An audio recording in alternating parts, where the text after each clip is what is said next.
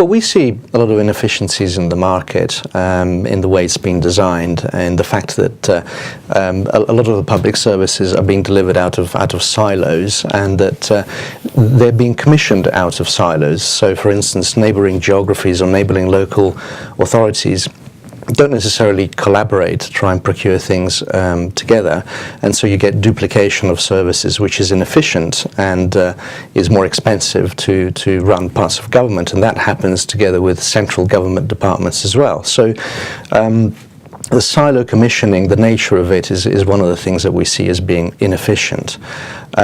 We also find that in many ways the commissioning professional skills need improving, so that there are pockets of expertise, some areas in waste where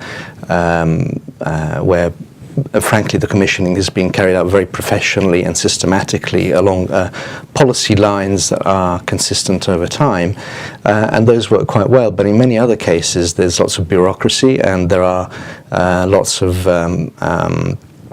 policy changes along long procurement timetables. So, for instance, we've seen situations where hospitals have been commissioned, big acute hospitals, and they take a very long time to be procured, and then part-way through they might get cancelled because of a commissioning policy that's changed part-way through.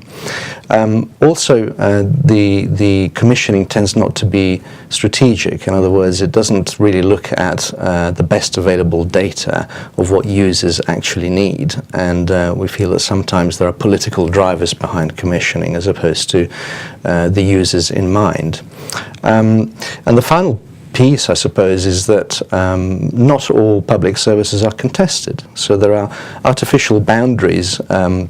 Again, for example, there are good examples of public delivery where prisons, for instance, can be entirely contracted out to the private sector, whereas in some other parts of government only certain parts of delivery are contracted. And we feel that they should be contested at all possible levels in order for the taxpayer to receive the best possible value from the services and best possible quality from the services.